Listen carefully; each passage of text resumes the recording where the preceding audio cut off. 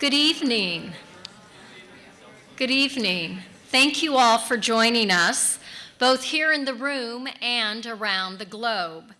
In full disclosure, this event is being live streamed thanks to the support of Perpetual, our Australian partner. And good day to those of you who are in Melbourne, Adelaide, and in Sydney and elsewhere. So thank you all for joining us. Importantly, when we live stream, it's really important when we get into the Q&A that you use the microphones on either side of the room so that everybody can actually hear the questions before our panelists respond. So thank you for noting the mics on either side. And time flies. 2016-2017 academic year is our 10th anniversary at Stanford PAX. And this is the second event in our anniversary series. The first event featured faculty director Rob Reich, senior scholar Lucy Bernholtz, and postdoc Chiara Cordelli's new book, Philanthropy and Democratic Societies. So if you haven't read the book or didn't participate with us, you can go to our website and enjoy the video cast of that particular event. It also featured faculty director Paul Brest and Woody Powell. And it's a special moment to come together this evening to celebrate our 10th anniversary, but rather than a new book, 2 SSIR articles. Across the Returns Continuum by Matt Bannick, Paula Goldman, Michael Kubanski, and Yasmin Saltuk, and Toward the Efficient Impact Frontier by Mike McCreless. And tonight you will hear from Mike, Matt, and Paul Brest. For those of you who are new friends, I'm Kim Meredith, Executive Director of the Stanford Center on Philanthropy and Civil Society, Stanford PAX. And we are a research center under the umbrella of the Institute for Research in the Social Sciences, IRIS, and also under the Dean and School of Humanities and Sciences. And so we bring together scholars, practitioners, and leaders. We are the publisher of the Stanford Social Innovation Review. And our 3 goals are 1, to expand research in the field of philanthropy and social innovation. 2, to increase the talent pipeline of scholars, practitioners, and leaders. And 3, to improve the practice and effectiveness of philanthropy and social innovation. In the past decade, in addition to our PhD workshop, which launched Stanford PAX, we've expanded with our Digital Civil Society Lab, our Effective Philanthropy Lab, expanded into the PhD community and postdoc community here at Stanford. We've seen SSIR thrive with journal articles, online content, conferences, and so much more. And with that in mind, let me introduce my colleague, Eric Nee, managing editor of SSIR, and Eric has been leading the charge on all the editorial content since 2006. So likewise, it is his 10th anniversary. Please join me in welcoming Eric to the stage.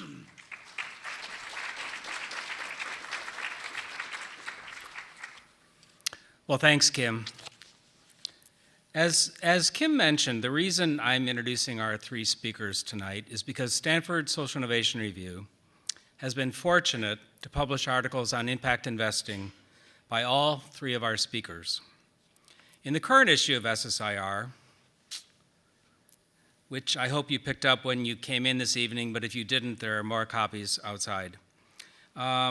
We feature articles on impact investing written by 2 of tonight's speakers, Matt Bannick and Mike McCreless, as Kim mentioned. Over the years, SSIR has run many articles, both in the magazine and online, on impact investing. So one might ask, why publish 2 more? What do these articles have to say that hasn't already been said? Well, the answer to that question is that Omidyar Network and Root Capital are 2 of the pioneers of impact investing, with years of experience and lots of investments under their belts. Just as important, Omidyar and Root have made concerted efforts to learn from their experience and develop rather sophisticated models to both measure the social and financial impact their investments have had and use those models to help guide their investments. There are lots of organizations that claim to do impact investing, but most do not measure and evaluate their work with the kind of rigor that Omidyar and Root do.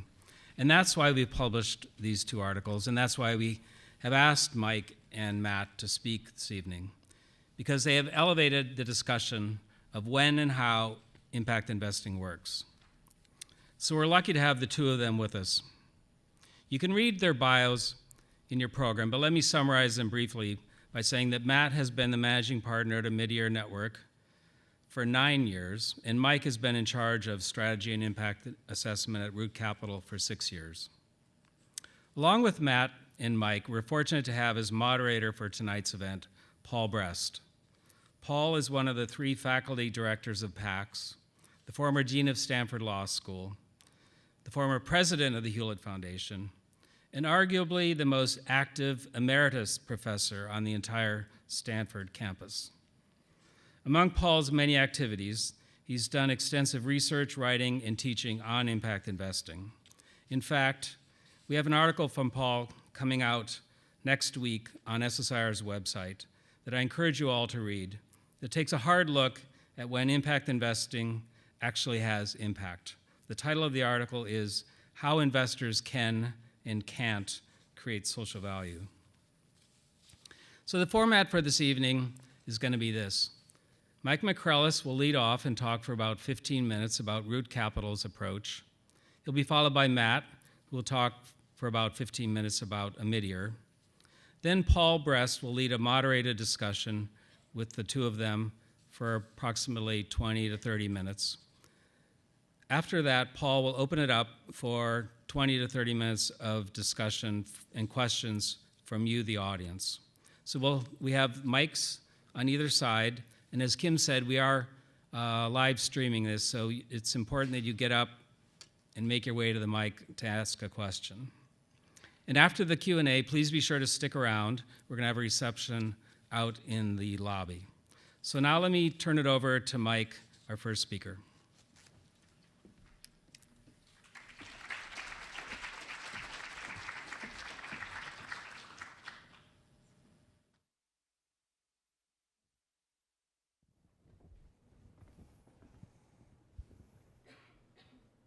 Great. Thank you, Eric, and thank you to the Stanford Center on Philanthropy and Civil Society and to the Stanford Innovation Review for making this conversation possible tonight. My name is Mike McCreless. I work at Root Capital, and tonight I'll be presenting Root Capital's approach to taking the 2-dimensional framework of financial risk and financial return and extending it to include impact. And what's interesting about this is that while our approach is customized to our specific field of agricultural lending, I think the underlying concepts are more broadly applicable to other asset classes, other sectors, other nonprofits, for-profits. There's this debate has been observed about whether there's a trade-off in impact investing or not between achieving a financial return and achieving social impact. And that debate has been generating more heat than light for many years now. And I think part of the reason is we just don't have the data. It's a young field. And so that's one thing that Root Capital is trying to bring. But I think that what can unite impact investors of all stripes is that all of us want to have the most impact possible relative to our targeted financial return, whatever that is. And the hope is that these data and tools can help us do that. To introduce Root Capital, we're a nonprofit impact investment fund that makes short-term and long-term loans to agricultural businesses in Africa and Latin America. And these are businesses that in turn help farmers by purchasing their crops at the harvest time and by providing them with help with fertilizer, technical assistance, seeds, and other services to improve their productivity and ultimately improve their incomes and their quality of life. These businesses can help farmers, but they often run into a wall because they can't access the financing they need. And so what Root Capital tries to do is to find the business just as they're approaching that wall and give them that first loan, that second loan they need to get over the wall and continue growing. And when they do, they can reach exponentially more farmers and become engines of impact in their regions. But to be clear, what we do is not venture capital style impact investing. These are very basic loans to agricultural businesses that help farmers and that de-risk the market for other investors to come later. On the screen is Richard Tugume, who is our loan officer covering Uganda and Democratic Republic of Congo. And as I introduce our approach, I'll walk through 3 loans in his portfolio to illustrate it. UCC, let's see if I can, UCC is a cocoa business that sources from 5,000 farmers. It connects them to markets. It doesn't have a lot of relationship with farmers other than that. It's a relatively big and stable business, and it has access to commercial loans. GADC, up in the north, is also a private business. It sources cotton and other crops from 65,000 farmers. And it also provides them with a lot of technical assistance in helping getting certified organic. And when we first lent to them in 2012, they couldn't access a loan anywhere else, but now they've grown and they can access from other social lenders. And finally, Furaha is a coffee cooperative in Eastern Democratic Republic of Congo, which, as you probably know, is the site of a terrible civil war that officially ended in 2003, but the violence has persisted along this border even to this day. And the farmers living there, coffee farmers, had no way to get their crops to market. And so what they would do is they would cross, you can sort of see the lake by Burundi and the Lake Kivu up by Rwanda. They'd cross the lake in one of these boats that Richard is sitting in to barter their coffee in Rwanda and Burundi for food or supplies. And they'd often get taken advantage of. And some of them died on this lake trying to make that trip. What Furaha does is it gives them a way to get their crop to market, to export their crop that's safe and secure, and it also negotiates price premiums with international coffee buyers. So if you go to fine coffee shops now, you can sometimes find coffee from Democratic Republic of Congo, and this is where that coffee comes from.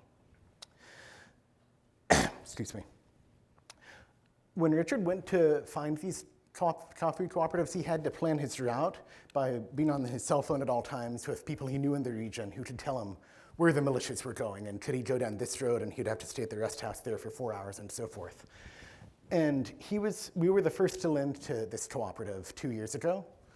Since then, it's doubled its loan size, and these are the loans that we're proudest of doing and that we want to do more of. The challenge is that they're not profitable for us. So if we want to do these, we either have to raise grant funding or we have to generate a profit elsewhere in our work to fund them. And that's what we've been doing for 16 years, and striking that balance has frankly been more of an art than a science. But what we've realized is that if there's one advantage that our business model gives us, it's that it generates data. So the fact that we've done 2,000 loans now totaling $1 billion across 30 countries gives us the sample size we need so that over the last year we've crunched the data to create predictive tools that help us estimate for each loan what is the expected impact and what is the expected financial return, so that we can apply those calculations to every loan currently in the portfolio and every loan that comes in the door in the future to help us decide which loans to do. So I'll start with our impact tool. For context, all of our businesses that we lend to have to not be damaging human or environmental health, and they have to show signs of positive social or environmental impact. So that's what we call our social environmental screen. But to help us move beyond just screening out bad things to actively prioritizing good things, we developed what we call an expected impact rating, which is 10 points. We get to those 10 points in 2 phases. So the first stage is we look at what is the expected impact of our loan on this enterprise, using the concept of additionality that Paul has probably done more than anybody in this sector to promulgate, and we're grateful to him for that. Additionality just means, in the absence of our loan, could the business have gotten a similar loan from anywhere else? What are we adding that the market isn't already offering them? And we divide the portfolio into 3 categories. Low additionality, meaning that in our absence, the business could have gotten a loan from a commercial bank, most likely. High additionality means that in our absence, the business would not have gotten a loan, most likely. And there's a middle category 4 where they could have gotten a loan perhaps from a nonprofit, but not from a commercial lender. And we award them 0, 3, or 6.5 points accordingly. And then in the second stage, we look at the expected impact of the enterprise on farmers and employees in the environment.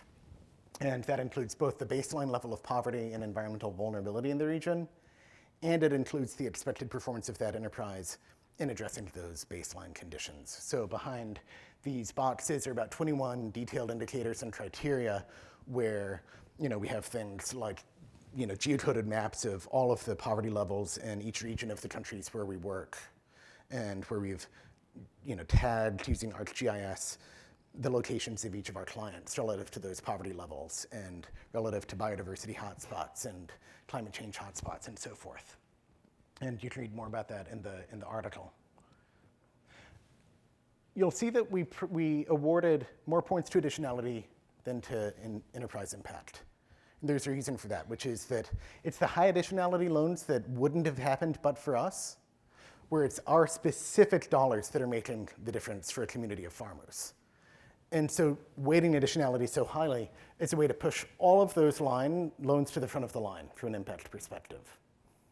And the last thing I want to clarify, we call this the expected impact rating because we're not going out after every loan and measuring its impact. Rather, this is taking proxies that we can observe before we make a decision to do a loan and that are correlated with impact or that are predictive of impact, and making better decisions based on those. So the way we develop these proxies and these indicators is through impact studies that we did with 24 different businesses in 10 countries and 5 sectors, where we interviewed, I think, over 3,000 farmers. And the indicators that emerged from those impact studies as being predictive of impact are the ones that went into the impact rating. So this gives us a lens to evaluate the impact of our portfolio as a whole. So this is a graph that we'll build on throughout the presentation. On the x-axis is the expected impact rating from 0 to 10 with the red dotted lines demarcating the 3 categories of additionality. Then within each of the 3 categories of additionality, we sort the businesses from lower expected impact to higher within each of those categories. And this is the actual data for 2015, our portfolio. So the y-axis is the percentage of loans that we had outstanding in 2015. And you can see the distribution of how many loans fell into which category. You can see the loans on the right were ones that nobody would have done in Root Capital's absence. This gives us a way to quantitatively evaluate which of those 3 loans that we saw at the beginning has more impact and which should we be more willing to maybe take a haircut on in terms of the financial return. And it gives us a basis to layer on the expected return. So now this graph has the same x-axis, but the vertical axis is expected return. And just to note that what we're doing is we're taking financial risk and return and we're merging them into one risk-adjusted expected return. The dotted black line is our break-even line, and each of the dots is a loan that we had outstanding last year. The loans above the line were profitable. The loans below the line were not profitable. They created a loss. You can see how Richard's 3 loans fell out. Again, the details are in the article if you're interested. But more broadly, when you have this data, what you can do is you can test what actually are the relationships between return and impact. So our impact rating is a composite of 21 indicators, and we tested for each of them, is greater impact correlated with greater profitability of this loan to capital or not? And what we found was, well, the good news is that most of the indicators showed a positive relationship between impact and profitability. So businesses that have stronger social and environmental practices in our portfolio specifically tend to be more profitable borrowers for Root Capital to serve. The exception is just 2 things. One was the additionality of our loan to that borrower and the poverty level of the farmers reached. So the takeaway from that would be if you're an impact investor and you have a mission to serve businesses with strong social and environmental performance, you might be in luck. For Root Capital, and perhaps for others, if you have a mission to go beyond what other financiers do and to serve poor and more vulnerable populations, you may face that trade-off. And there's nothing that we can do about that fact, but what we can do is use this data to make better decisions to create more impact at less cost. So if you look at the cluster of loans in the bottom left quadrant there, these are loans that Of course, we didn't have this data now, but we now see they're expected to be unprofitable and low impact, and we shouldn't have done these. And now that we have this data, we won't. We also see these loans on the far right. None of them are profitable, but many of them are close, and none of them are hugely unprofitable. And arguably, these are loans like businesses to Faraha, where we should be willing to compromise on financial return in order to make a loan to a business that otherwise would go without. And we can implement what we call a hurdle rate. It's basically a line through this chart to demarcate which loans are we willing to do, which loans do we want to avoid doing based on how much impact they offer relative to the level of financial return. And that's basically our approach going forward, is to screen out some of these less profitable, low-impact loans, focus on these over here, go out into the market and find hopefully more loans like that to GADC, to Faraha, perhaps some more profitable loans in the low additionality quadrant to help pay for them.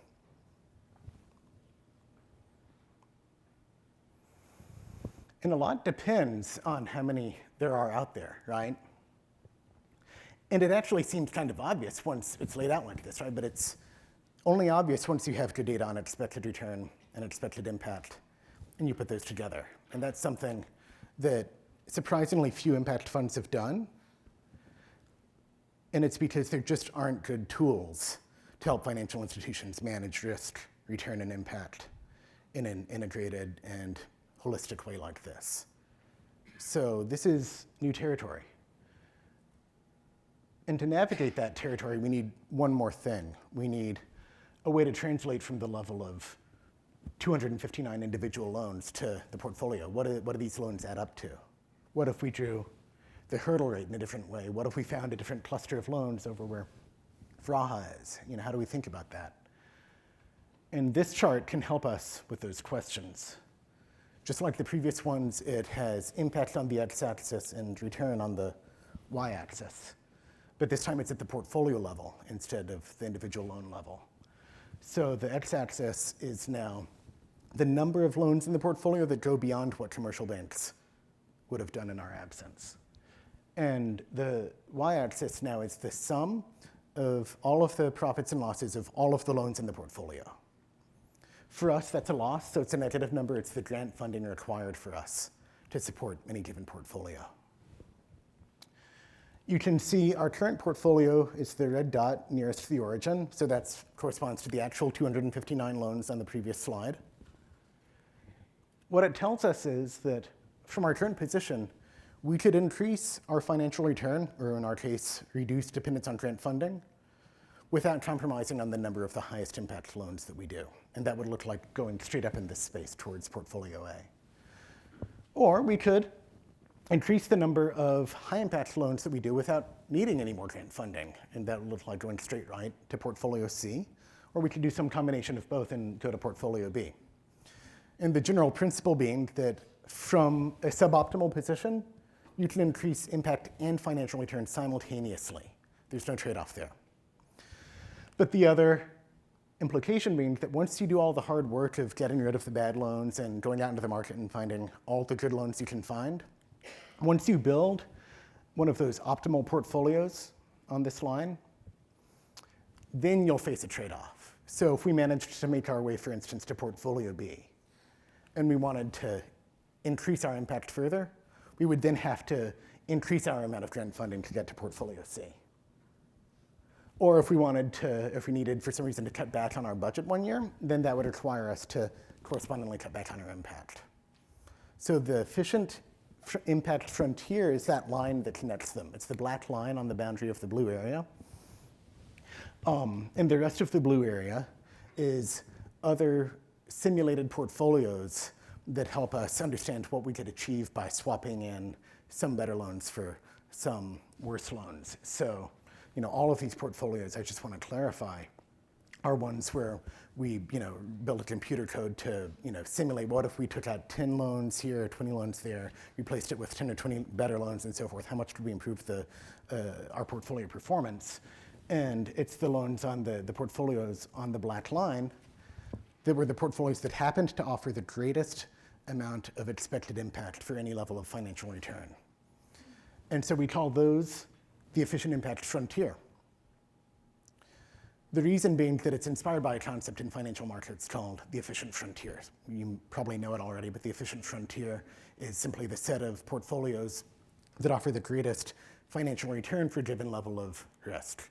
So by extending it to include impact, we come up with the efficient impact frontier, which is the set of optimal portfolios that offer the greatest expected impact relative to the grant funding required or the risk-adjusted financial return. So that's the efficient impact frontier. Again, our version is very much customized to our specific work, but I think the idea of mapping your portfolio on a graph with impact on one axis and financial return on the other is very generalizable. Likewise, building a chart like this. People ask us, wait, are you advocating that everybody should adopt your impact rating? And absolutely not.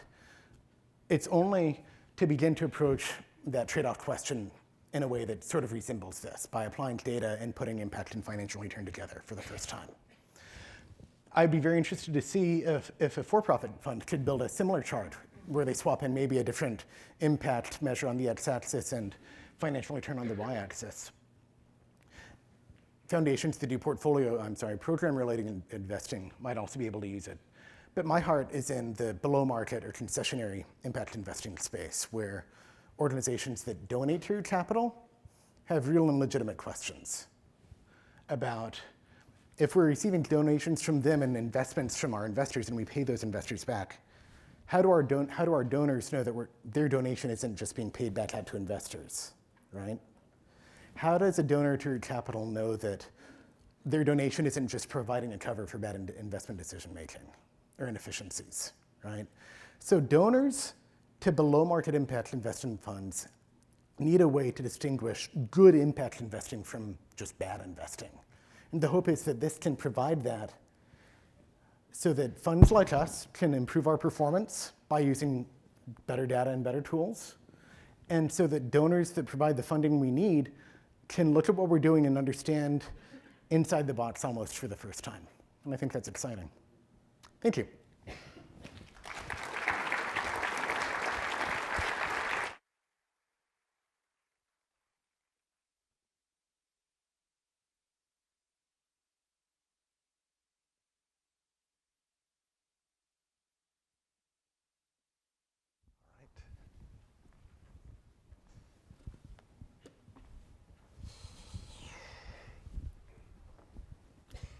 Thank you, Mike. That was terrific. I mean, you really did a nice job of bringing that paper to light. The paper's good, but having you up here describe it, that was fabulous. So thank you for sharing that with us.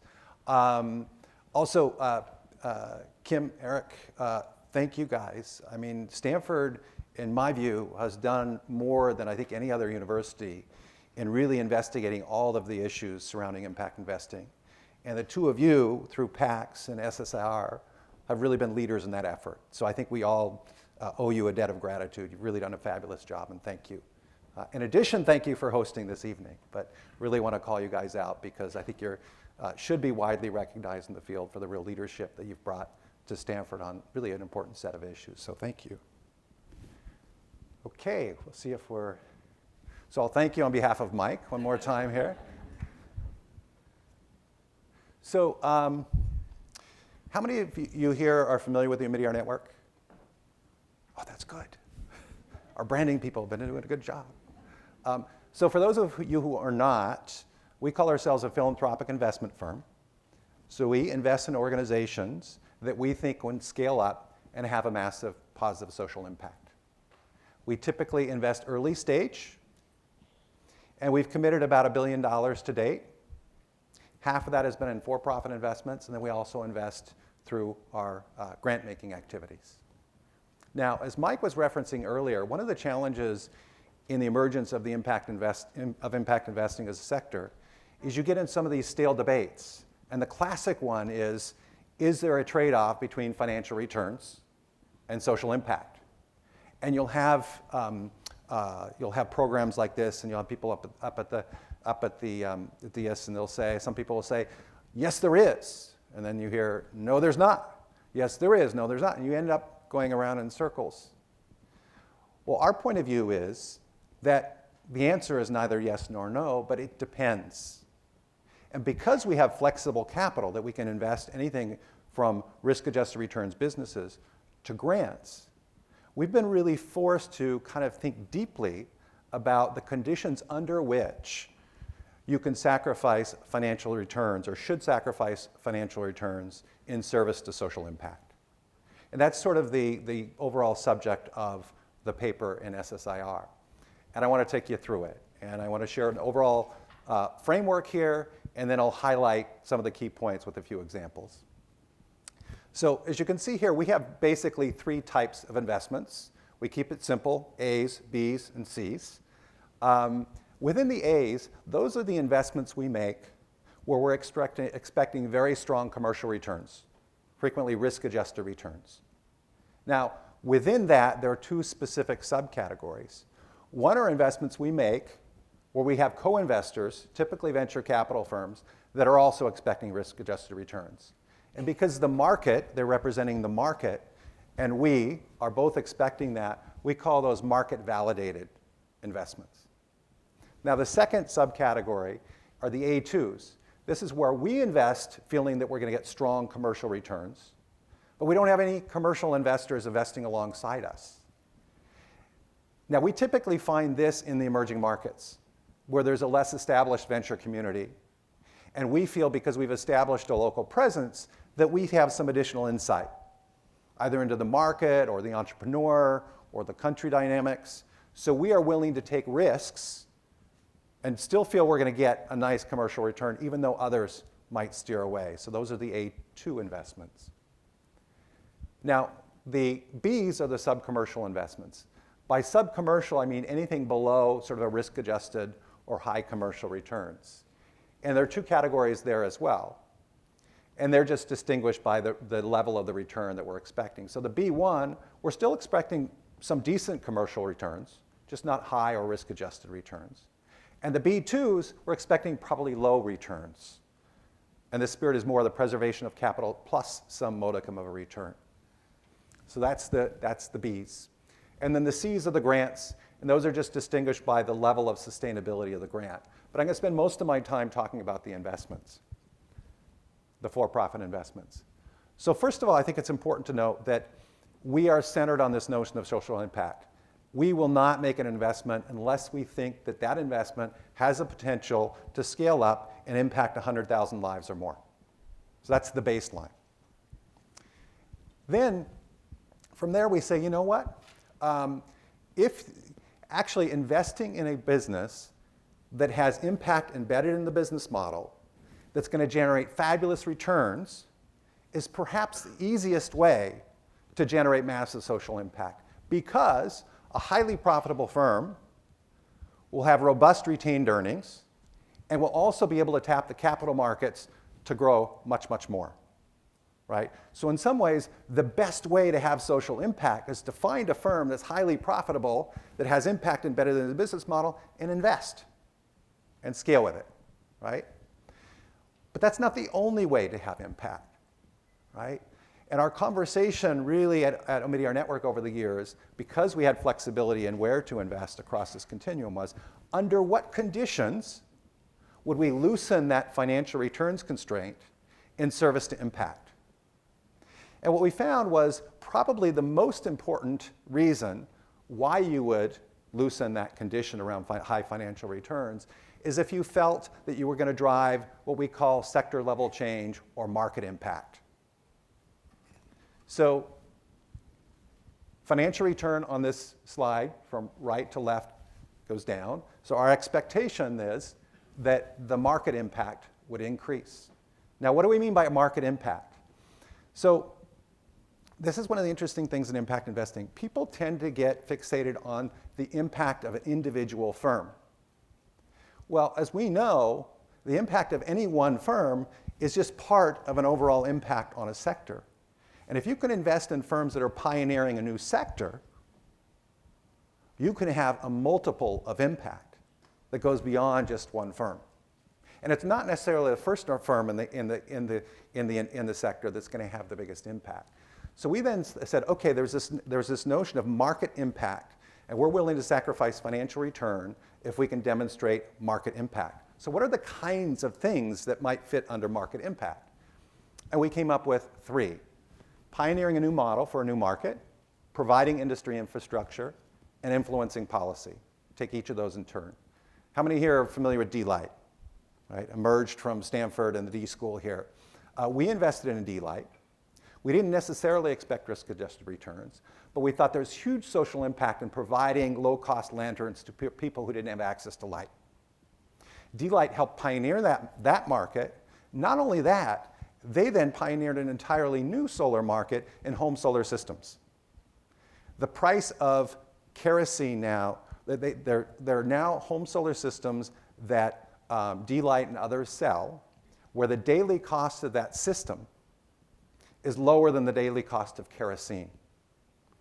And so there are now tens of thousands of additional home solar systems being sold every month in Africa, across Africa. And the pioneer in that sector was D-Light. They were before anybody else. And if it hadn't been for D-Light, it would have taken the market 2, 3, 4 more, 5 more years to develop, and we'd be much less far along than we are today. So I hope we get great returns from D-Light. Even if we don't tell the D-Light folks this, even if we don't, if we get 0 returns, from an impact perspective, that was still a very good investment. So that's pioneering a new market.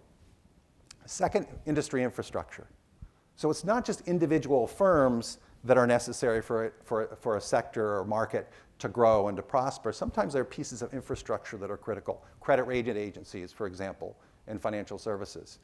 Well, we invested in a company called MFX that provides exotic currency hedging for microfinance institutions in emerging markets. In emerging markets where there isn't a formal currency hedging market. So if you can only borrow in dollars, you're at much greater risk. What MFX is provides a currency hedge so you can borrow in local currency. And we set this up with others who are interested in the development of the industry. We expected 2 to 3% returns because we expected also to have huge impact. And sure enough, since 2009, MFX has hedged more than $1 billion of transactions, enabling microfinance to accelerate more rapidly in some difficult markets. Bridge academies. So how many are familiar with bridge academies? They've been in the news quite a bit, somewhat controversial. They are pioneering a new model for affordable schools in Africa and India. And they provide a high-quality education for about $6 a month. Now, Bridge is pioneering a new market in that sense, in terms of low-cost, affordable private school chains. They're also stimulating a very robust policy discussion on the role of affordable private schools. And that debate has been very robust in Kenya and now in Uganda. And I think will ultimately yield a positive result for society. In addition, they're now doing public-private partnership schools, or running schools under public-private partnerships in Liberia and in Andhra Pradesh in India. So again, we hope to get a nice return from Bridge.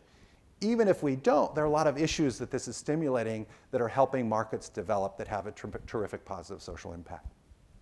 So those are the 3 kinds of market impact that will create for us, will enable us to loosen constraints on our expected financial return. Let me give you a few more examples of other specific companies in each of these segments. So A1s, remember, these are high returns businesses where we have co-investors. But again, our lens is social impact, has to have social impact. One of the companies we're really excited about is Daily Hunt, where we've co-invested with venture capital firms in India. They aggregate non-English language content in India. And they have more than 90 million users already and growing incredibly rapidly. 600 news publications, 1,600 ebook publishers. And we've co-invested with Matrix Partners. Under A2, right, so these are high returns businesses where we didn't have a commercial co-investor. A great example here is PT Rumah in Indonesia. They provide financial services and they operate an e-commerce platform for rural Indonesia, including very low-cost communities. They employ more than 800 people in 60 cities and 1.5 million payment service customers per month. No commercial investors would invest early on. They were seen as way too risky. We invested, they're doing well. They now have a lot of additional attention that they're attracting from mainline commercial investors. So they're helping make a market, and now they're attracting commercial co-investors. Now, those A's, we expected decent returns right out of the gate. Here are a couple examples of B's where we actually were more nervous or felt that we were likely to have to take more of a, release some of our financial expectation hurdles in order to make these investments, but felt these investments could have a good social impact. One is microinsure. So microinsure bundles free insurance with your mobile plan in various countries across Africa. So they now cover more than 40 million Africans who formerly never had insurance, right? 40 million. And that was it originally. Microinsure emerged from a nonprofit project that we funded with Opportunity International. And now they're going incredibly well. They're helping grow this nascent market of providing insurance bundled with cellular plans. And initially, there was no commercial investors. Again, way too risky. Who is going to invest in free insurance in Africa? Now, Bima and Inclusivity Solutions are in the market, and they've attracted a lot of investors and expect more activity in this space generally. So again, I think we're going to get probably a nice return from microinsure. But at the time, we were nervous about it, but we felt that it might be critical in developing a market, and it absolutely has been. Suyo would be in a B2, capital preservation. One of the biggest challenges in emerging markets is property rights, particularly for the poor and landless. And we've been struggling, we've been working property rights, frankly, for 7, 8, 9 years, and we've found it really difficult to find a sustainable business model, even that breaks even. And Suyo is just that. It helps low-income families formalize their property ownership. They're doing incredibly well. They have excellent relationships with government and are innovating on ways in which one can provide, on a low-cost basis, more security of tenure for the poor. So again, not sure if we're going to get a great return, but really helping transform a market badly in need of such transformation. And these are just philanthropic grants. Donors choose. It's 100% sustainable. It's an online platform for donations for public schools. And then open government partnership is creating greater transparency in governments across the world. That's a great example of something that's a public good, very difficult to monetize, but we think has huge social impact. So quickly, lessons learned. And some of these may be very similar, Mike, to some of your lessons learned. Predicting and tracking social impact is challenging. So we could show you a chart of expected returns and actual returns. It's messy, folks. Particularly when you're investing early in emerging markets, there are a lot of surprises. So you have to have the discipline up front to be able to clearly articulate what you're trying to accomplish, but reality may change quite a bit. Actual returns can differ. Good financial benchmarks, particularly we invest 2/3 in emerging markets. What is the financial benchmark for a microinsure or for bridge academies, right? So it's really hard to get appropriate benchmarks. The danger of lazy investing is real. What I mean by this is a tool that our investment professionals use when they come to investment committee to get approval for a deal. Now, it's pretty easy and clear when somebody signs up for a numerical percentage return. But how do you put a number to an impact, particularly when the impact will take years to develop and is somewhat clear and amorphous? So there's a real danger one might anticipate of an investment professional coming in and say, okay, it's not necessarily a great financial return, but I can tell a great possible story about possible impact down the road, right? And that, unfortunately, if you're not really clear about what your expected impact should be, you could just enter into this arena of lazy investing. Just say, it's okay, it's lower returns because somehow it's going to have positive market impact. The ability to make below market investments doesn't detract from the primary pursuit. It's not, you can be very, we found, disciplined about being very clear when you expect risk-adjusted returns and when you're making concessionary bets. That discipline is possible to hold simultaneously. Purely market rate investments can also have substantial market impact. In fact, I'd go a little further and say the clearest path, actually, if you find a business with impact embedded as a business model, the clearest path to scale is profitability, because that's how you attract capital and get that massive scale. It's important to be rigorous and explicit about what is and isn't impact. I kind of mentioned that earlier. What are the implications for our work? Really necessitated for us to be even more clear about impact, right? If you're just investing for high returns, say, okay, we're all about returns, but if you say you're about impact and you're making trade-offs based on impact, you have to get much more rigorous about it. So it's caused us to be much more disciplined than we were before. Facilitate a more robust discussion. So internally, this looks kind of elegant now if you put it up on a nice slide. You wouldn't believe the debates around the A's and the B's. And some people feeling you should never invest in something that's not going to generate risk-adjusted returns because it's never going to scale. And they would say, those are just crummy businesses, and we don't want to invest in crummy businesses. Right? And others would say, no, hold on a sec. There are other ways to have impact. So that discussion and debate internally was very helpful and very clarifying. And now we have a common language. Years ago, internally now, within the halls at ON, if you say, oh, that's a B1, everybody knows what you're talking about.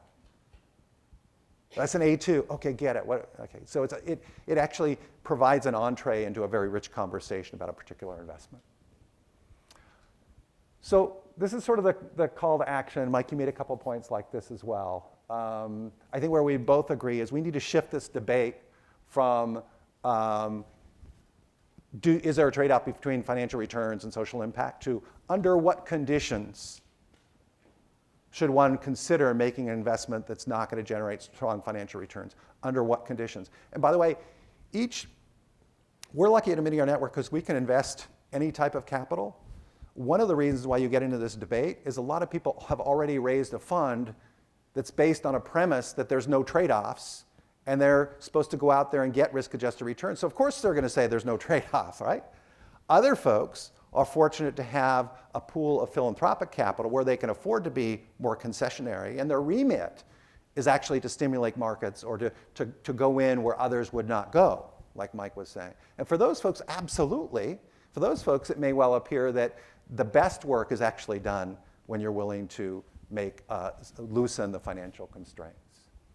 So we think folks obviously should consider a broader range of impact investing opportunities, and importantly, move beyond just talking about the impact of an investment as merely a function of the impact that individual firm has with its customers and suppliers, and think more broadly about market and sector development. So thank you all very much, and I think with that, Paul, are you going to join us up here? I should say that, I should add, I'm very comfortable on this panel because I have a brother Paul and I have a brother Mike. Although I hope both of you treat me a little better. We hope so too. So I guess we don't need that. So let me begin by saying that the Omidyar Network and Root Capital are two of the absolutely incredible firms that do impact investing. And these are two of the most important papers I've seen in this field. I don't even have to sell you the issue of SSIR, since for those of you in the room, you can pick it up outside. But it's really worth reading.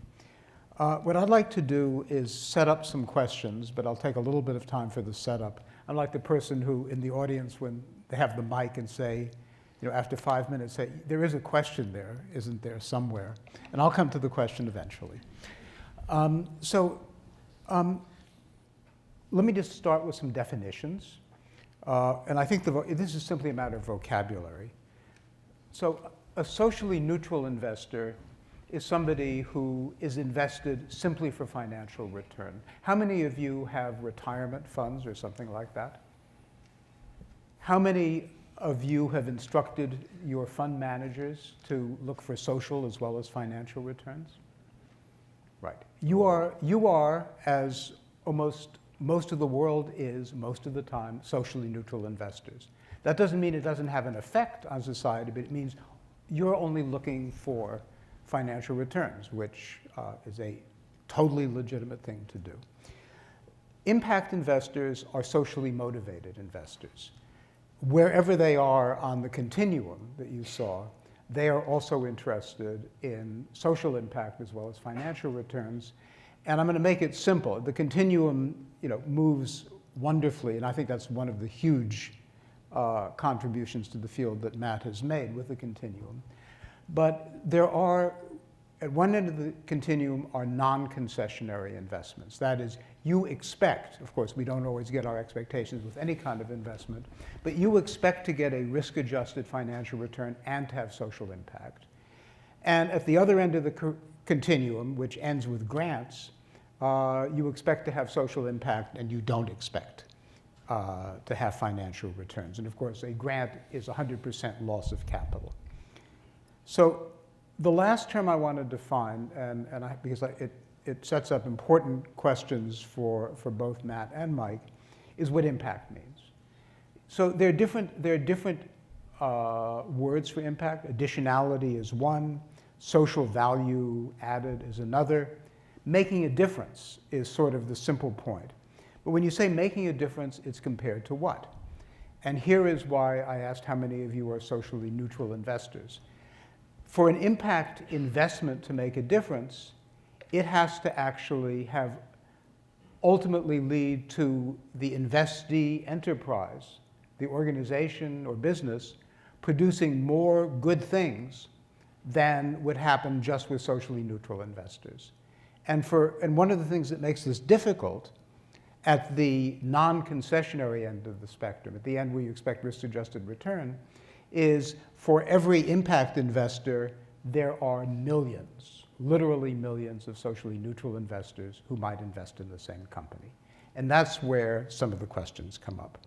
So how can one have impact with a non-concessionary investment? And that's the A1s. It's by typically, on a firm, I'll come back to the sector level, but on a firm, it's because you know something that other people don't, right? It's really, in some ways, the socially motivated non-concessionary investor is the social equivalent of John Doerr, who, when a couple of guys from Stanford come in with this PowerPoint deck with 3 slides, he sees some potential there that the rest of us don't see. And I think you have to be on the ground, and both Omidyar Network and Root Capital are very much on the ground. You can't sit in an office in Redwood City or in Boston and see those deals. So that's how you can have impact with non-concessionary investments. But notice you're always potentially competing with all of the rest of us who think this is a good deal, we should invest whether or not we care about impact. At the concessionary end is what foundations that do program-related investments do. Omidyar does some Bridges network, different bridges from Bridges Academy, and it's mainly what Root Capital does in the loan area. And it requires the same expertise, except you're not in competition with ordinary market investors, because no ordinary market investor is going to go into a deal thinking that he or she is going to sacrifice value. So with that setup, I want to make 3 points about Matt's presentation and then turn briefly to Mike. One is, just to repeat, the continuum is an incredibly valuable contribution to thought in this area. And the question I want to come back to eventually is, under what circumstances do you think you can have impact in the A1 category, in the category where you may be in competition with socially neutral investors? Then a point which was really the central point of Matt's talk is the importance of thinking not just of individual firms, but markets, and the willingness to relax the return criteria when you're actually going to move markets. And again, no one has engaged in the practice which is now captured in this article about moving markets in the way that Omidyar has. But I think that implicit in the article, although at the end of your talk you said you do think that investors can do important things for concessionary investments in individual enterprises, there is, I think it's fair to say, although you may contradict me, that there's an implicit suggestion that concessionary investments just to jumpstart a firm rather than a market are in danger of creating sloppiness on the management side or creating subsidies that may actually destroy the markets. And I've been thinking, since all of what Root Capital does is concessionary lending, the question is, does Root Capital fall into the category of people who are destroying markets, or why are they doing something good? I think of some of the Gates Foundation's PRIs. We had a conference half a year ago, which Matt participated. You look at some of the Gates Foundation's investments in biotech, where they will they'll make a investment in a biotech firm, but require the biotech firm to make its intellectual property available for developing countries, or the Gates Foundation's investment in Bcash, which actually may be an example in your favor. Bcash is a mobile money company in Bangladesh, and you could argue that Bangladesh could only support one mobile money company, but through a concessionary investment, I think that Gates ensured that this was going to be the only mobile money company. So maybe that's an argument on the other side. In any event, two questions. What is the difference between a concessionary and a non-concessionary investment in a coffee cooperative or a mobile money company? If it's a loan, the difference is you have more generous loan terms than a commercial investment would have. If it's an equity investment, there are more generous terms, and the reason for having more generous terms for the loan is you don't want to saddle the enterprise with a heavy debt burden. And I think the reason for more generous terms for an equity investment is that you want other commercial investors to be able to come in. So the question is, does the concession, I don't think you're saying it necessarily destroys markets or distorts markets, but when does it do and when does it not? And then the ultimate question, and I think implicit indeed explicit in what Matt said, is the ultimate question is not whether subsidies create lazy investing, whether they distort markets, is will an investment, concessionary or not, redound to the benefit of the people you are trying ultimately to benefit, the people who get to have education through bridge. So there are a bunch of questions there, but the core one is, explain the rationale for the non-concessionary, the A1 investments when you do it, and explain your implicit skepticism, maybe is the word, about concessionary investments. And then turning to Mike, Matt ended by talking about lazy investments.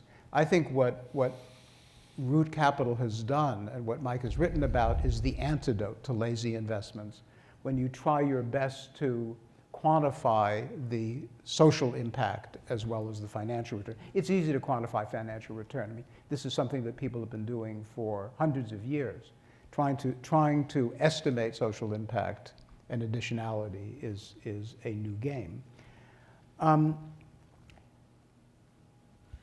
So I guess I'm taking too long, so I'll kind of just make one comment about Mike's paper, and then ask a question. The point is, Mike said, the problem is we have lacked tools to do this. Tools follow a demand. You don't have tools until somebody wants it. And I think what you've done is create the demand for better tools to measure social impact. And if the article gets read and the idea gets diffused, you will have made a tremendous impact. But I want to ask you the same question I asked Matt. Under what circumstances and why would you ever make an investment which has the lowest additionality in your left quadrant? I realize, you make investments you expect to have high additionality, high impact, and they don't always. But why would you ever make an investment with the expectation that it's actually going to have low social impact? So that's a mouthful. Maybe Matt should begin, and then you, and then we'll actually have a conversation. Sure. So thank you for the questions. I'll try and tease through them and see if I can be responsive to each, Paul. I would start by noting a couple things. First of all, I'm hopeful that some of what we've learned at ON is generalizable and helpful to the sector. I also recognize that there are elements of our approach that flow from what we're trying to accomplish, the kind of capital we have, the way in which we invest, right? So we do early stage venture investing, which is very different from agricultural loans, right? By the way, I'm a huge fan of Root Capital. They are absolutely pioneers in the field, and they don't need a brilliant article to demonstrate that. They've been demonstrating that for years. But what I see a lot of similarities in the two papers in terms of some of the highest impact being some of the highest financial returns. Trying to come to grips with lazy investing. For Mike, it's how do you get on the efficient frontier, efficient investing frontier. For us, it's how do you get really clear on your expectation of impact. So there's a lot of similarities. Now, and I think they're relevant as I get to your questions about the Bs. Now, on the As, so the question is, for the A1s, where we have commercial co-investors who are also expecting risk-adjusted returns, where is the additionality? Is there additionality? Yes, there is. And there's additionality, frankly, for the firm that we're investing in, and there's additionality for us that's relevant as well. For the firm, when you're investing early stage, VCs are very active in the leadership and the management of the company. They're very active in opening their networks. They're very active in building teams. They're very active in market development. And any good VC absolutely should be additive to the firm. And if they're additive to the firm, they're additive to social impact. Now, if I was investing in public markets, it would be a much harder argument to make. But I think in early stage venture, absolutely, there's a lot of additionality that we can deliver. Also, the benefit to us is actually being co-investing with venture capital firms and investing in cutting edge firms helps us sharpen our knowledge and our networks and our capabilities as well, that then enables us to invest more effectively across the entire returns continuum. So that would be my response to the value that we deliver and actually we earn from investing in the A1s. I think the A2s are more obvious because there's no other commercial investors there, so that would fit your added additionality requirement, I think, Paul. With respect to the Bs, I would reiterate the primary impact we're seeing from the Bs would be in market impact, right? However, there are other times when a B can have impact that might be justified even if the market impact was modest. We didn't want to add that wrinkle into the paper because it becomes another nuance over here. But I think there's very specific circumstances, and it comes back to scale. Again, what we're about is scale impact, and we invest with this objective of trying to reach 100,000 people or more, right? And the best way to do that is to have a profitable firm that can tap commercial capital markets and scale. Now, all firms have different capital needs, right? And so there are some Bs that are capital light, that don't need a lot of capital to scale. So if the primary reason to generate a lot of profits is to have capital to scale, well, if you don't need much capital, and you can scale without the massive capital, then we would consider a B. So for example, I would come back to microinsure. Even if microinsure was having no market impact, it doesn't need a lot of capital because it's bundled as a partnership with these mobile carriers. And they have a modest marketing expense. And they could be generating just 1 or 2% return. They can be a B and still have huge direct impact, right? Whereas at Bridge Academies, they have to build school after school after school after school, right? That's capital intensive. So capital light Bs, we might still invest even if the market impact was modest, if in fact we were confident that that capital light structure would enable them to have that massive impact. Now, to be responsive to the last piece on subsidies, I still do think there's a danger of lazy investing with the Bs, because if you can't identify how it's going to have impact we don't want to just kind of wave it through. There's also the danger, Paul mentioned, that we've written fairly extensively about before, of distorting a market. So let me take the Bcash example, which is used as a positive subsidy argument, and say, well, we actually don't know what would have happened if Bcash investment had not happened, right? We don't have the counterfactual. I know, Paul, you like to talk about counterfactuals. We don't have the counterfactuals of what would have happened if we had not invested in Bcash. Bcash, mobile money provider in Bangladesh, got a $5 million grant from the Gates Foundation, a $5 million grant. Now, what if there were a number of entrepreneurs who wanted to launch mobile money platforms in Bangladesh? And what if one of them might actually have been better than Bcash? Gates Foundation comes in and gives them $5 million to Bcash. What happens to those entrepreneurs? They go away, right? Is that accelerating the market or is that distorting the market? So we don't know the exact answer. And if I have great respect for the folks at the Gates Foundation, I think they would be able to walk me through the logic of how they ascertained that it wouldn't be distortive, right? But those are the kinds of questions we get into. If you throw a lot of grant capital or even concessionary investment capital, there's the risk of distorting. Now, generally speaking, that risk is not, the risk of distortion is not great when there's no market at all to begin with. I mean, this was the Acumen folks have made great contributions to the field in pointing out that, yes, we can talk about distorting markets, but a lot of times, particularly in some of the markets that Mike and Root is working in, there is no market to begin with, right? And that's where your highest impact is in those sounded like from your presentations, those firms you find that can't get commercial capital, but yes, are hugely impactful, right? So there are those kinds of opportunities that are out there. And I don't think that's distortionary because there's no market. It wouldn't have happened. So there's nobody to distort, per se. Thank you. Mike, how about your high yield, low social impact investments? Sure. So a few things to just clarify. You saw loans that were profitable, loans that were unprofitable. Arguably, those are concessionary, non-concessionary. But our borrowers don't know whether they're just getting a loan. They don't know whether that loan is implicitly being subsidized or not. So what we do is we price to the market in every loan. In many cases, there's no market to price to, so we try to figure out what commercial banks are doing, although they would never lend to our borrowers, but whatever that rate is, we try to anchor to that. And when we do have a borrower that has, typically it's a borrower that started small, like Faraha. We gave them the first loan, $50,000, and then they were able to grow over the course of 5 or 10 years, and then they attract other lenders, and we accompany that growth. We don't walk away from them, but when they do attract other lenders, the cardinal sin would be to undercut those lenders on price. And so that's been the case from the beginning. What I presented here is going even a step further, which is categorizing all of our loans by the additionality of our loan in terms of would somebody else have done this, so that we can even more finely calibrate whether we're willing to do a loan to a business that we've been supporting for years. Now they're big. Now they need a $800,000, $1 million loan, which is frankly profitable for us to provide, and that we can use to fund the loan to their neighbor that's just coming up the ranks, right? So we have that internal cross-subsidy model.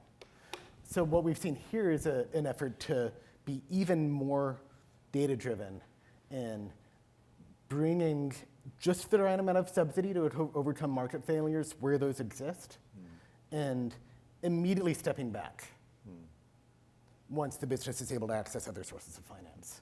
But we straddle that line as a function of where we sit in the market in countries where there's very little financial activity, where almost no agricultural lending takes place.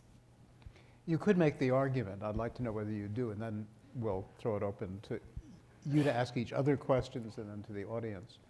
You can make the argument that at the non-concessionary end, when they could get a loan from the bank, that you actually are not having any impact, but you're helping make some money for the fund, which makes you less reliant on grants.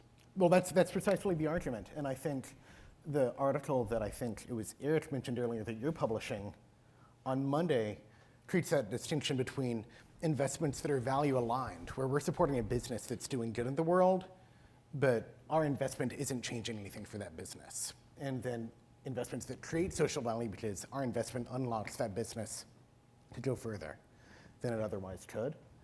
And one thing I like about the article is it helps create that clarity, but I want to also recognize that most funds, and I think even concessionary funds like Root Capital, are not 100% value alignment funds or 100% value creation funds.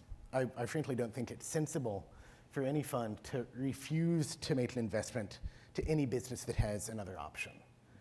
And especially for Root Capital, we serve agricultural businesses year in and year out, and they migrate in and out of additionality. You know, and sometimes we might have a working capital loan that doesn't have additionality, and to the same business we have a loan to build a new processing facility that they couldn't get from a bank. And so the question for us is not, do we always go for additionality? It's, in how much of our portfolio can we achieve additionality? And for the businesses where we don't happen to be providing additionality that year, how can we be smart about generating revenue that reduces the burden on our donors and that doesn't distort markets? So finally, before we open it to the audience, do either of you have a question or comment for each other? Sure, I can ask Mike. So that, again, I love the analysis that supports that efficient frontier. It's very elegant, and I can see how it also can inform your decision-making and be helpful to others in the field. If you look at that efficient frontier and you look at the sum of your investments, it copters up to some return, right, and some sense of impact. So part of that question is, how do you guys at Root think about what the aggregate return should be, and if there's a notion of an aggregate impact? And then how do you, it's easier to say that we're going to move from this being off the efficient frontier to the efficient frontier. How do you operationalize that, right? How do you actually make sure that you're actually heading towards the efficient frontier? Can you know? Those are great questions, great questions. And I want to recognize that the approach that we're implementing now is deploying as we speak. So my meetings at the office this week were about redesigning the loan approval process to incorporate impact earlier and rebuilding the loan management system so that impact lives alongside of the database and so forth. So these are questions that I probably won't have a great answer for you until a year or two. So hopefully we can come back. Yeah, come back next year. That said, I think whether we can achieve, whether we can go to the specific line that was drawn on the slide, which was, somewhat illustrative, admittedly, I don't know. What I'm confident of is that we can substantially improve the financial performance of our portfolio. And that'll be easy to measure, right? I mean, you can see our quarterly financial reports and the financial results. And we're also reporting our impact in the form that you see it here, beginning with the first quarter of 2017. So you'll be able to see how many loans did Root Capital do that went beyond what commercial banks did. And you can track that over time, and you can see, well, does that number go up, and does our financial return improve? And what I would predict is that for a couple of years, both numbers will go up. And I also predict that after a few years, once we've sort of achieved one of those optimum portfolios, then we're going to have to decide which direction we want to head on that frontier. And I suspect it'll be towards impact. Great. Do you have a question for Matt? Sure. I thought it was a great article and in spirit with all of the great work that Omidyar Network has done. I'm curious about the article sort of threads the needle between saying Omidyar Network has a preference for market level impact and saying that impact investors normatively should aspire for market level impact, but not for direct impact. And so I was wondering if you could elaborate on how much you would advocate for that to be normative. Well, both types of impact are extremely important. One of the primary reasons we are encouraging greater consideration for market impact is that relatively few people think about it, right? And that it is such an enormous, individual firms come and go, right? And sectors, markets create and build over time. But yet, and it's markets that have the impact, yet almost the vast majority of impact investors just focus on that direct impact piece. So direct impact piece is important. There is absolutely no argument. It's just the paucity of thinking around market level impact, which has really encouraged us to be more pronounced in highlighting that as an important element for consideration for impact investors. And by the way, foundations historically have thought more about systems and systems change and systems and market development than the private sector has. The private sector has thought about returns from individual firms. So this is not a skill that's not learnable, and certainly foundations are focused on social impact, and they think systemically about moving an entire market system. So I just am encouraging that to be more of a consideration among for-profit impact investors. Great. Well, with that, anybody who would like to ask a question, there are 2 microphones. I see somebody heading toward one of them. Okay. Hello, I'm Radhika Shah. I'm a co-president here at a Stanford club, Technology Innovation Club called Stanford Angels and Entrepreneurs, and an advisor to the Sustainable Development Goals Philanthropy platform. My question is there a role for the SDGs to be game changers here in terms of measuring impact, being accelerants to impact investing, as well as both individual firm impact and market level impact by bringing more focus? And second question is, how much of this, for both of you, Matt and Mark, is how much of this is contextual by region, by domains like SDGs? Would there be efficient impact frontier by SDG that would be quite different? And also, is there a role for technology like big data analytics and machine learning to anticipate some of these things? Okay. Many questions, and either of you can take them. Okay, well, first just on SDGs, I think they are really important. I think they really helped galvanize support and rally critical grants as well as investments around a set of issues. Now they've multiplied, though. It's more difficult. I guess in some ways it's great because one can pick a more specific SDG. On the other hand, it's a very, very large set of things. So I think in our world anyway, it's a rallying cry, and it's very helpful, and it's galvanizing. It'll be interesting to see how many impact investors go down those paths of the SDGs, because a lot of those areas will require more concessionary capital, or at least a consideration of concessionary capital. And one thing I didn't point out, the thing that is a little frustrating when you look at it across the returns continuum, is the size of the commercial capital markets. So all the investments out there in the public markets, it's tens of trillions of dollars, right? And it is not necessarily pursuing social impact, but it's tens of trillions of dollars. US foundations represent, what, about another $1 trillion? $500 billion to $1 trillion, right, with the corpus. And that's focused primarily 99% grants. So you've got tens of trillions over here pursuing returns maximization. You got $500 billion to $1 trillion pursuing grants, right? There's not much in between. So a lot of the A1s and a lot of the Cs, but very little in the Bs. Like hundreds of millions of dollars as opposed to $1 trillion or tens of trillions. And so SDGs hopefully can provide a bit of a galvanizing force for more people to come into those Bs, to make those important investments that have a business component, but aren't expecting those risk-adjusted returns. Hi, my name is Shauna, and Matt, you just kind of set up my question really well. So thank you all so much for coming. I've been to way more than I'd like to admit impact investing talks and conferences, and this one is by far the most interesting and robust. So my questions align with the foundations and all that kind of untapped capital that could be used for impact investing in the form of program-related investments.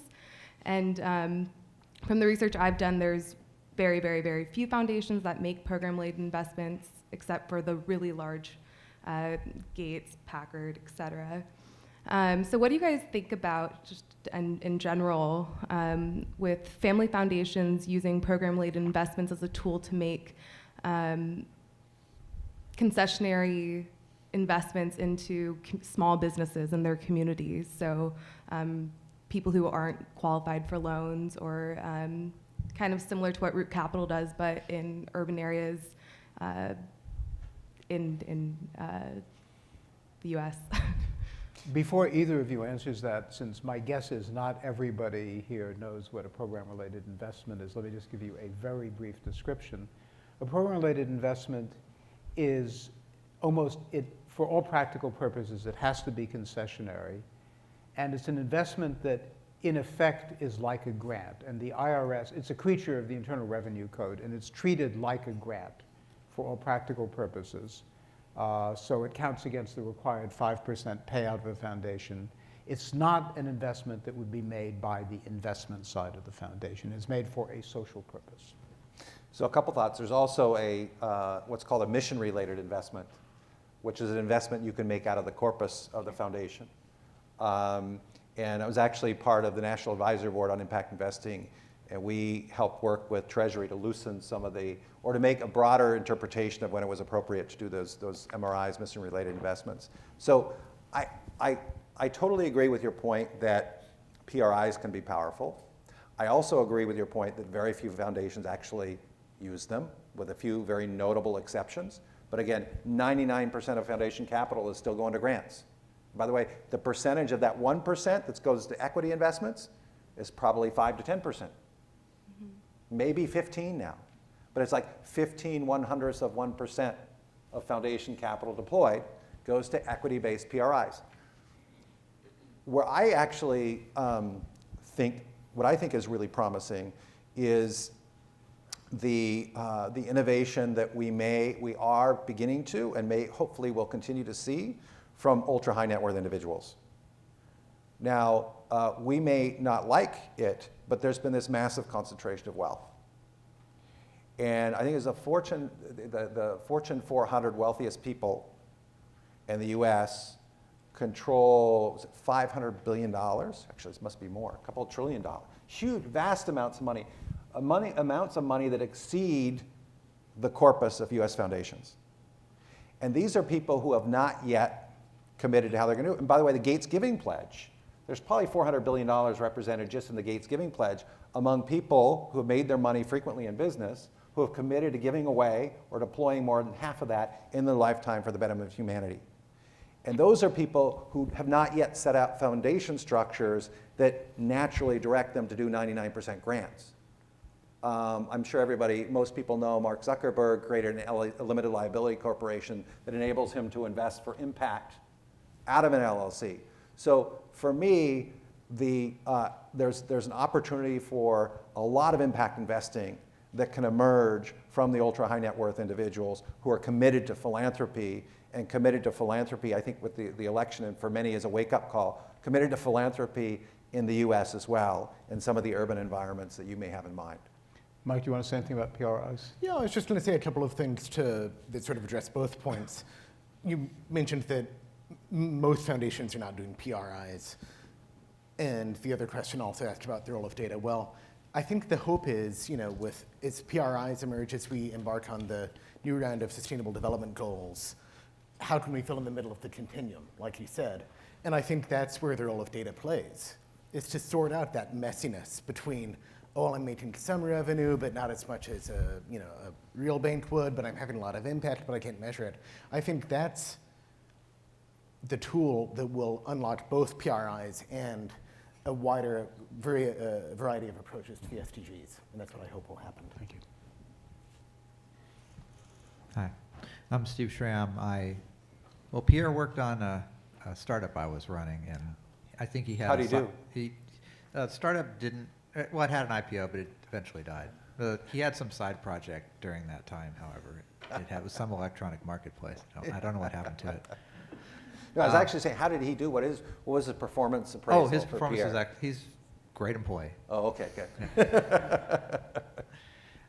So I read both articles. I found them very interesting, and the way they're in the book, it's first it's you, Matt, and then Mike. And so I wanted to just ask a question about the whole lazy investing thing. It seems like, well, as you pointed out, if you're investing for returns, that's a number and it's really easy. If you're investing for market impact or social impact or whatever you want to do, that's fuzzy. And so that's a problem, right? It seemed, if I understand it right, Mike, you're trying at least to put a number to the impact that a particular investment will have. Matt, you really didn't. You sort of danced around it a little bit. You said, okay, we want to impact 100,000 people at least. That's a number, okay. But do you guys have a way where you're trying to quantify this to guide investment and decisions on loans and stuff like that, or you just keep it a secret, or do you guys just talk it out? No, so it's a great question, Yeah. right? It's easy to say what your financial returns are. It's very difficult to talk about social impact for a few reasons, right? And I'll tell you how we try and do it. Yeah. But impact's in the eye of the beholder. Some people may really care about childhood education. Others may care about diabetes. Still others may care about malaria, right?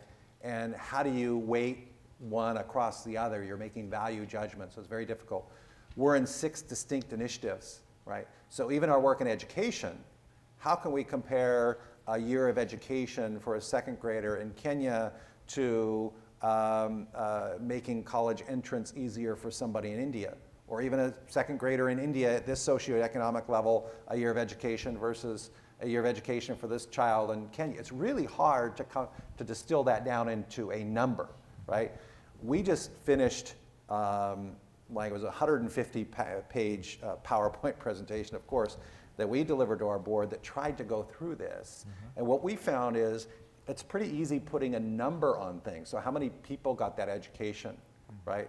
How many people received this notification or were covered with microinsurance, right?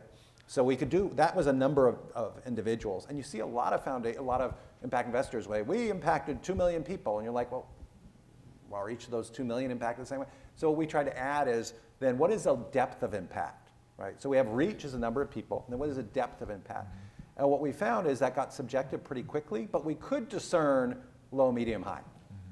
Right? We could come up with something low, medium, high that we could use not only within the initiatives in which we engage, but across the initiatives. So we ended up with is a very firm number on the number of individuals, and then a somewhat subjective high, medium, low on the depth of impact. And that's about as, once we tried to drive it further than that, it got rather complicated. And we had some false precision, and we had some distortions that entered into the analysis. The other thing that we're doing more of that we haven't, that is going beyond as market impact becomes more important, how do you measure market impact, right? So direct impact is easier. How do you measure market impact? And there what we've moved to is really, and this comes back to the sloppy investing too, making sure that our investments have testable hypotheses, right? So if you don't have a number, can you at least come up with a testable hypothesis so that we know after the end of X years whether you've actually achieved what you want to achieve, and is there learning embedded in it? Part of having a hypothesis is you embed learning in the process, right? So that's kind of how we're wrestling and moving forward on the issue. Let me try something out on Mike, and then you had your own point, which is what makes it plausible for Root Capital to do what Mike has described in the article and the talk tonight is that they basically, they don't have 6 different areas. They have one area, and they have a common metric. You still can argue whether that metric ultimately is, the deepest social impact, but Mike can compare different loans against the same metric. What I would say about that, though, is that our metric is a composite that includes gender inclusion, biodiversity protection, right? Effects on income. I mean, there's a lot that goes into there. So I think Matt put it really well. It's really hard to get to a number. What is the total social value of this investment? What it sounds like Matt Omidyar is saying what our index does is it doesn't try to get to that number. It tries to rank order into categories those loans that we expect to have the most type of impact. Now, The reason we've done that is that, and I'll be honest, my concern with an approach to impact investing that insists on for-profit companies or that insists on market-level impact is how many people it could leave behind. So if we consider the farmers living on the border of the Congo, right, and there's no water, there's no electricity, there's no map, there's no address, you don't have an address, and there are militias there. The market-based solution isn't coming there, right? And a policy solution probably isn't coming either. And I don't want to wait for one, and your capitalists don't want to wait for one. And so what we're doing is we're taking the concept of reaching people that would otherwise be left behind by financial markets and putting a number on it. And then and I don't mean we're putting it on our mission statement, we're like literally taking the formulas that determine which loans you do, and we're incorporating, do we go to reach people that wouldn't otherwise be reached? And then going about our business, right? And I'm sure that our approach can be improved over time, and other people will come along and do much more, complicated and impressive things. But that's the direction that I hope that we can go. Good. So we have 3 more people at the mics, and I think we'll take you and then call it an evening. Now So, 2. Matt, my question's about your A1s and exits, and what happens if you as an investor have a different point of view of timing or seller or goal of the sale than your venture co-investors? Gosh, it's a great question. And this is why it's so important that, looking at it from the entrepreneur's perspective, that if the entrepreneur is deeply committed to impact, that entrepreneur needs to think very carefully about who's on that board, right? And we frequently, certainly with the Bs, almost always are co-investing with people who share that orientation towards impact. But you call out a really good tension. There are times when we invest in the A1s where we may have a stronger social impact orientation than our co-investors. Now, I'd say most of the time, doing what's best for the business is also doing what's best in terms of impact. Because in my view, again, it is about how do you get massive scale. And so before we invest, we make sure, and you heard me use this term, and my poor students have probably heard this term a dozen times, we make sure that social impact is embedded in the business model. That you are delivering a product or service that inherently is delivering great value and positive social impact. Then it's about scaling that up, right? The problem is when the social impact is not necessarily embedded in the business model, and when you have a business that's tempted to go up market to earn more profits. Although even then, and Mike, we could have a larger discussion or even debate in the hall. I know, because I know Paul likes these debates. Even then, I'm just waiting for the cookies. Even then, there's a really interesting question about how far down can commercial capital go? Because notwithstanding C.K. Perhalad saying there's a fortune at the bottom of the pyramid, there's not a fortune for people earning less than $1 a day. And D-Light, by the way, almost went bankrupt trying to serve the $1 a day, and then went up market, and then developed the distribution channel that then enabled them later to go down market once they had the resources, right? So it's very easy to get idealistic and say, no, we only want to serve the really poor people, but there's not a sustainable business model there, right? So let's use a sustainable business model to serve here up, and then realize then that, no, we don't want to leave other people behind, but then we got to recognize that you need concessionary capital, you need government collaboration, and you need huge resources. Because if a not-for-profit needs to scale 10x, and it has no revenue model, it needs 10 times the resources. Where are they coming from, right? So there's a blend of things that I think can work together to address the entire population. But there's only so far down that business models can go. And I think one thing to build on that, which is a great point, is that one of the most heartening developments I've seen in impact investing is the segmentation of investors to cover different parts of that continuum. So, we can debate it here on the stage, but then out in Uganda and in the DRC, we commonly will help nurture an early stage business that ultimately grows to get a venture fund investment from an Omidyar or an Acumen, and then may even grow to get commercial venture financing. And these approaches play really well together in a market where financial markets are not developed. And so I think finding those ways where like Root Capital can go maybe one level below what a commercial bank could do, but could do it in a smart way that so we generate revenue to cover 3/4 of our costs, and continuing to get it more efficient is the way that I hope that the market develops. Matt's last point about subsidized impact investing is captured by the old phrase, which had nothing to do with impact investing. If you lose money on every sale, you can't make it up by volume. Yes. Last person standing. Yes, my name is Tony Stever. I've worked for several years in education and health projects in Ghana and Kenya. And the issue I've been struggling with for years has been the question of how do you measure social impact. And you answered about 70% of my question when the previous questioner had a similar question. But what I'd like to just hone in on is how do you deal with really teasing out what your particular impact is on the company, on the market, versus all kinds of other forces that can affect the environment?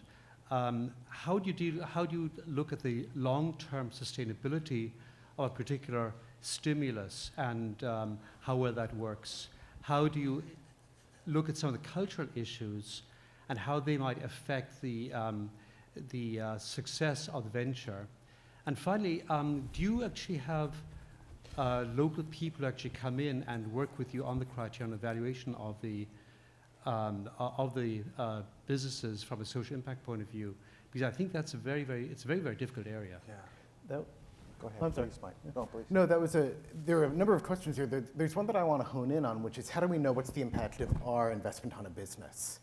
And the interesting thing is we sort of had an audit done on us by Innovations for Poverty Action, which is part of the cohort of organizations that do randomized control trials. And what their advice to us was, it'll be actually easier to measure that than to measure the follow-on impact of the business on farmers.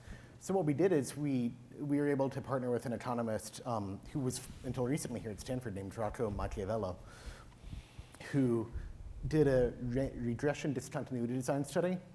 As it happens, there happened to be some loans that were a little bit bigger because they scored just above a credit threshold, but they're very similar to loans that scored just below the threshold, and they got more money as a result. And it's almost like it's the closest possible thing to a randomized experiment of just randomizing whom you give the loan to.